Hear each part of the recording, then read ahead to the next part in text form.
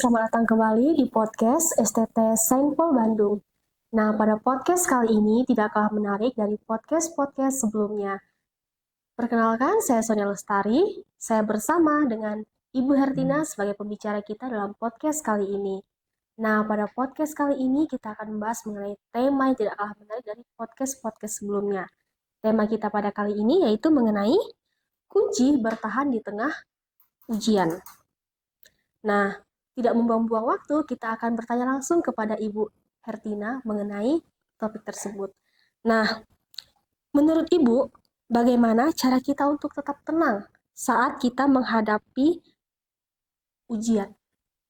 Ya, dalam kehidupan kita sebagai manusia memang kita itu tidak lepas daripada ujian ya dalam kehidupan ini ya.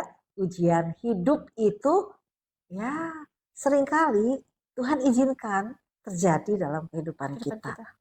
Ya samalah kayak seperti kalau dalam kehidupan pendidikan ya.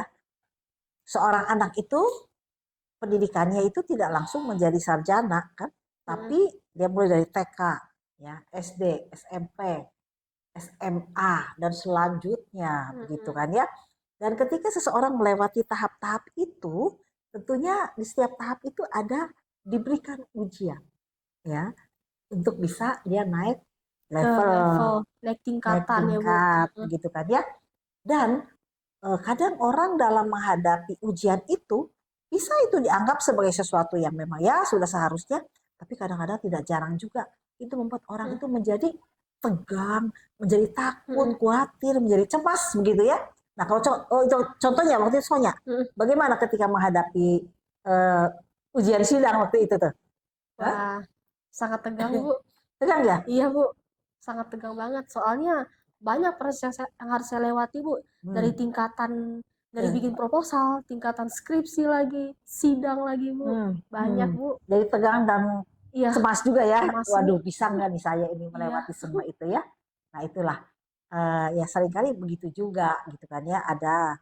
Nah kalau kita lihat dalam kehidupan kita sebagai manusia, kita juga tidak lepas daripada ujian-ujian kehidupan. Nah kira-kira ujian seperti apa itu Bu? Nah banyak macam. Banyak macam. Banyak macam. Ya. Ujian-ujian yang Tuhan izinkan kadang-kadang mungkin mengenai masalah hubungan antar manusia ya. Itu bisa menjadi juga satu ujian bagi kita. Misalnya ada clash antara orang tua dengan anak, anak dengan orang tua, atau sesama saudara, begitu kan ya, atau dengan teman, begitu.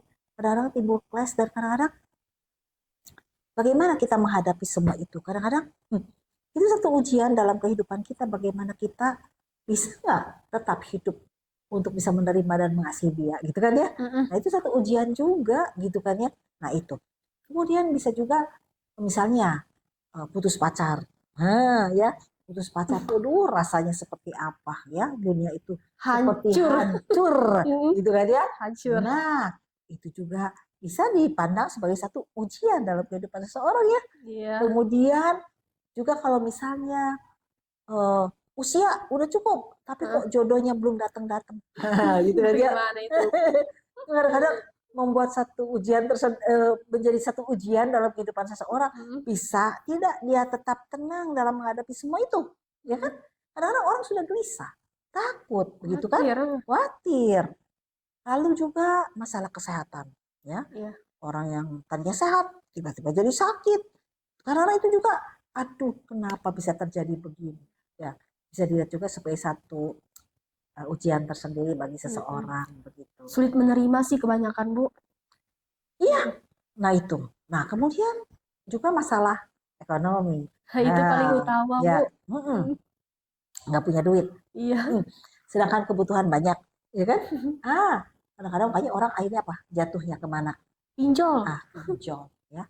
Cari jalan pintas, pinjol, judi online. Iya. Makanya akhirnya bukan dia menolong, tapi yang membuat dia lebih hancur dalam kehidupannya. Masuk kan? Lagi. Iya.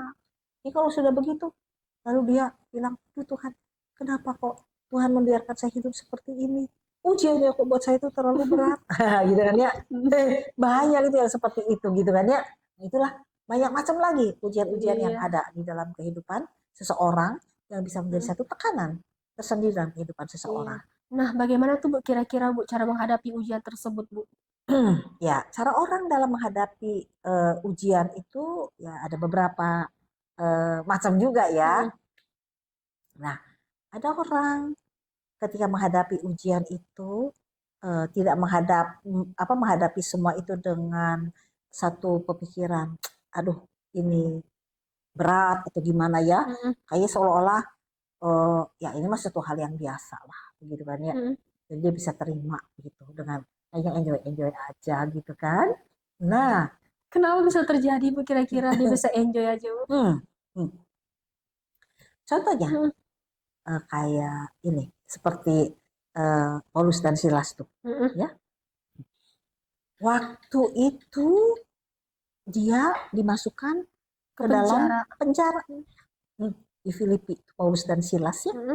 Nah, tapi ketika dia ada dalam penjara, kita bisa melihat bahwa dia itu tidak merasa takut, ya, tidak merasa khawatir, ya. Tapi kalau kita lihat, dia itu malah apa yang dia lakukan, dia berdoa, dia menyanyi, memuji Tuhan, sampai kemudian dia melihat bagaimana kuasa Tuhan, pertolongan Tuhan dinyatakan dan membebaskan dia, ya. Nanti kita lihat kenapa dia bisa begitu ya. Aku melihat, tapi ada juga yang seperti murid-murid Tuhan Yesus ketika menyeberang, ya menyeberang pergi ke seberang, dari seberang sini ke seberang yang sana. Nah itu waktu angin ribut diredakan itu ya, iya waktu dia murid-murid Yesus pergi menyeberang, ya bertolak ke seberang.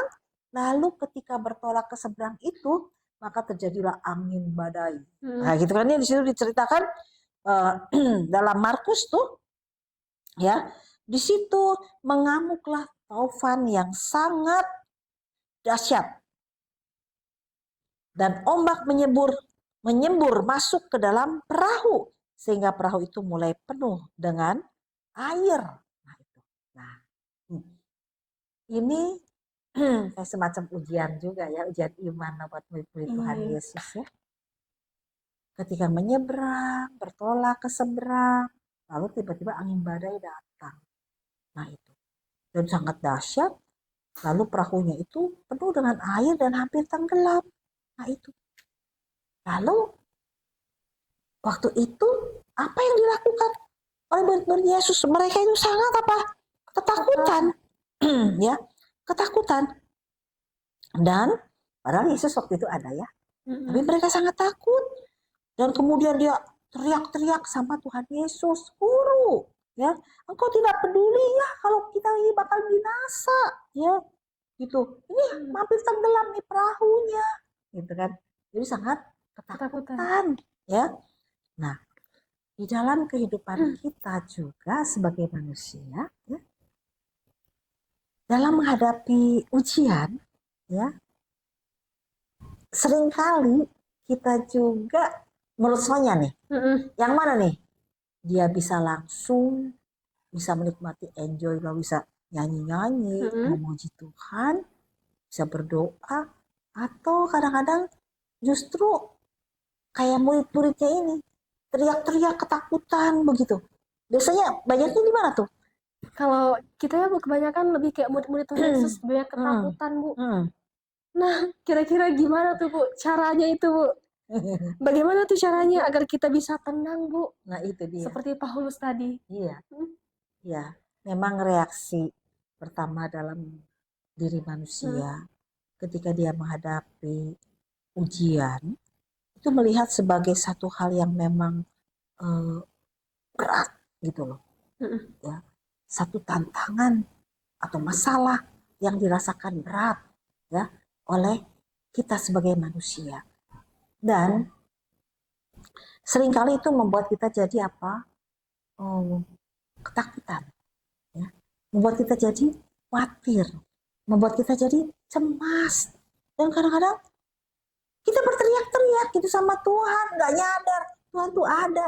Kita Kita teriak-teriak gitu, Tuhan tolong, kenapa kok seolah Tuhan membiarkan aku mengalami hal yang seperti ini Tuhan, gitu kan. Reaksinya tuh biasanya begitu tuh. Pasti. Yang pertama ya, manusia tuh kebanyakannya begitu.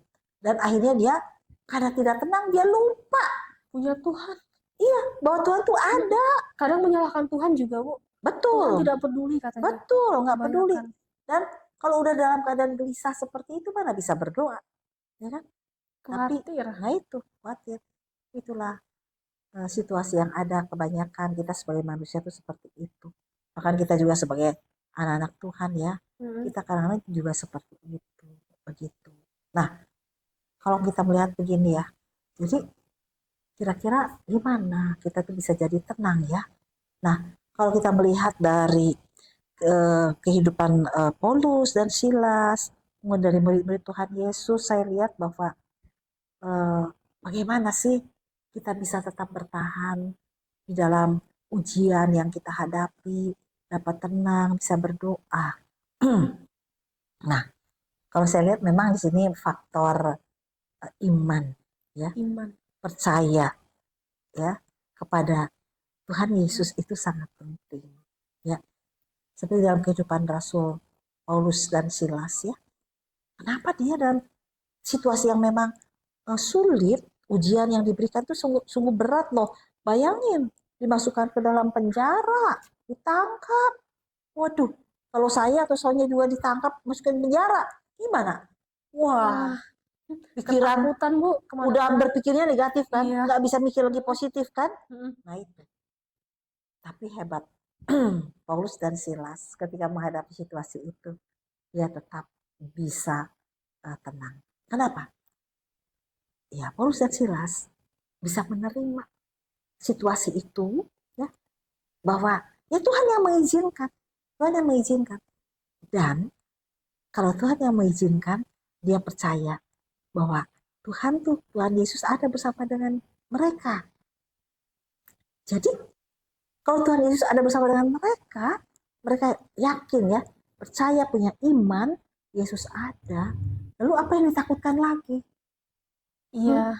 Ya, apa yang dikhawatirkan lagi? Makanya akhirnya mereka apa? Ya udah, berdoa, lalu memuji Tuhan, menyanyi, ya, memuji Tuhan. Wah, dia nyanyikan pujian kepada Tuhan. Sampai akhirnya Tuhan bisa menyatakan kuasanya dan pintu-pintu penjara itu terbuka. Gitu kan? Nah, tapi kalau kita lihat dari murid-murid Tuhan Yesus, ketika menghadapi ujian itu atau masalah yang dihadapi, angin badai, ya, tofan yang begitu hebat, ya, karena tidak tenang, maka apa yang terjadi? Teriak-teriak kan? Padahal ada Tuhan Yesus di situ. Tuhan Yesus ada di samping mereka. Di samping mereka takut lagi. Dalam perahu, ya kan? Tetapi karena sudah panik duluan, takut duluan, lupa ada Tuhan di dalam perahu itu, gitu. Jadi memang sih kalau kita sendiri yang ada dalam perahu pasti kita juga takut ya. Karena apa? Air itu kan masuk. Udah mau banjir, tenggelam ya, ke dalam perahu kan. Mau tenggelam tuh perahunya kan. Coba bayangin. Kita dalam perahu. Wah, lalu perahunya banyak air. Pasti kan pelan-pelan dia tenggelam. Nah itu situasi seperti itu. Dan ya memang dalam hidup kita juga kadang Tuhan mengizinkan situasi di mana ujiannya begitu berat yang harus kita hadapi ya. Dan kadang-kadang seolah kita udah hampir mati, hampir tenggelam, tapi tangan Tuhan tuh tidak ada, nggak ada pertolongannya tuh nggak kelihatan. Tuhan, saya udah stres menghadapi semua ini. Ya, saya udah stres, saya udah depresi menghadapi semua ini, jalan buntu. Tuhan, gimana? Tuhan tolong, padahal Tuhannya ada, gitu kan ya. Ada dalam hidup kita orang yang percaya. Seakan-akan Tuhan itu nggak peduli, Bu. Iya. Soalnya Tuhan itu nggak ada. Sampai murid-murid harus berteriak-teriak, ya, membangunkan Tuhan. Tuhan, bangun, kita mau tenggelam, Tuhan, bangun. Gitu kan ya. Masa kok nggak peduli dengan saya? Gitu ya. Itu situasi yang ada.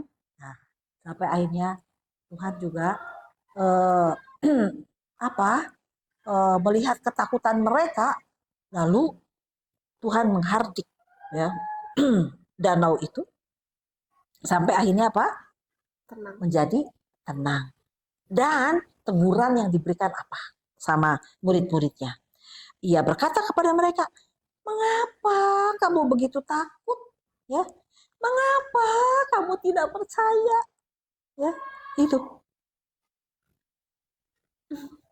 Ya kan? Berarti yang penting ya Bu, iman itu ya Bu. Iya, nah itu. Jadi, gimana caranya supaya kita bisa tetap bertahan dalam menghadapi ujian atau tantangan yang berat dalam kehidupan kita dan tetap bisa berpikir yang baik dan positif dalam kehidupan kita. Yaitu, kalau dari pelajaran ini kita bisa melihat bahwa kita perlu belajar untuk menerima, ya, menerima situasi yang Tuhan izinkan dengan ikhlas, dengan rela. Ya berarti situasi sulit ini Tuhan izinkan terjadi dalam hidup saya.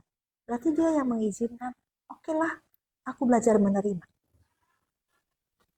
Lalu setelah itu, kita perlu belajar untuk taat dan percaya menghadapi situasi itu. Ya, menerima bahwa Tuhan mengizinkan, lalu kita belajar taat dan percaya. Oke, walaupun ini berat Tuhan, aku tetap mau belajar taat, aku mau belajar percaya dengan imanku, ya, gitu. Aku tahu Tuhan ada bersama denganku. Nah itu, ya. Jadi menyadari bahwa kita sebagai anak-anak Tuhan, ya, yang sudah percaya dan menerima Tuhan Yesus dalam kehidupan kita, Tuhan Yesus itu ada bersama dengan kita. Dan kita ada bersama dengan Dia. Jadi kita tidak sendirian. Tuhan ada bersama dengan kita dalam perahu kehidupan kita. Ya. Nah itu, sadar itu. Nah, jadi balik lagi. Kita menerima kenyataan bahwa Tuhan yang mengizinkan situasi yang sulit itu terjadi dalam hidup kita. Kemudian kita mengambil sikap iman untuk tetap taat dan percaya walaupun situasinya sangat menakutkan kita dan sulit buat kita, begitu. Dan kemudian kita belajar untuk menyadari bahwa Tuhan Yesus ada bersama dengan kita di tengah situasi sulit itu. Jadi kalau Tuhan Yesus ada bersama dengan kita di tengah situasi sulit itu, untuk apa kita menjadi takut? Perlu takut? Nah, tidak perlu takut. Ya. Tidak perlu takut. Kenapa? Pada waktunya Tuhan sanggup untuk mendiamkan, membuat diam dan tenang badai taufan yang dahsyat itu. Ya, ujian yang berat itu Tuhan Yesus akan memampukan kita untuk menghadapinya. Dan Tuhan Yesus sanggup untuk meredakan gelombang yang dahsyat itu di dalam kehidupan kita. Ya, nah itu. Jadi kalau kita lihat ya, seperti ya dalam pengalaman kehidupan saya juga ya,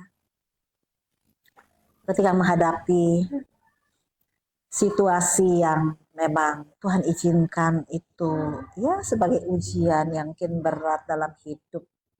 Memang kadang saya katakan sebagai manusia, seringkali reaksi pertama kita adalah kita itu takut ya. Ya, takut ya. Membuat kita cemas, khawatir gitu ya. Tapi ya kita perlu belajar kembali. Itu yang tadi mengingat. Kalau Tuhan yang mengizinkan, kita harus belajar menerima dengan ikhlas. Ya. Bahwa itu Tuhan yang izinkan. Ya. Dan kemudian kita, kalau kita tahu bahwa Tuhan yang mengizinkan, kita belajar taat. Belajar percaya dengan iman kita. Bahwa Tuhan tidak akan membiarkan kita sendirian. Lalu kemudian kita juga belajar untuk menyadari bahwa itu tidak sendirian. Jadi Yesus ada bersama dengan kita.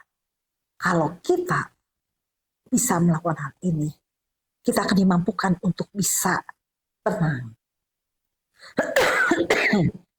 dalam ujian itu.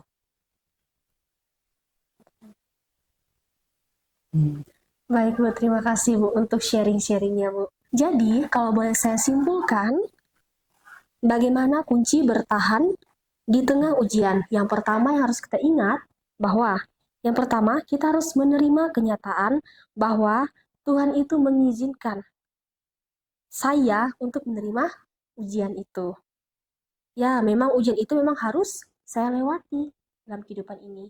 Yang kedua itu bahwa harus dengan iman untuk taat dan percaya bahwa Tuhan itu akan menolong saya untuk menghadapi situasi tersebut. Dan yang ketiga, harus belajar untuk menyadari bahwa saya itu tidak sendirian, bahwa saya itu bersama dengan Tuhan Yesus untuk menghadapi ujian berat tersebut. Nah, kalau di sini, kalau kita di sini bisa menghadapi hal tersebut, maka kita itu akan dimampukan untuk bersikap tenang dan berdoa di dalam menghadapi ujian yang ada. Baik, cukup sekian podcast kita pada hari ini. Saya mengucapkan terima kasih kepada Ibu Hertina yang sudah menjadi narasumber kita pada hari ini. Cukup sekian, tidak lupa untuk like, komen, share, dan subscribe podcast kita. Sampai jumpa di podcast-podcast selanjutnya. Dadah.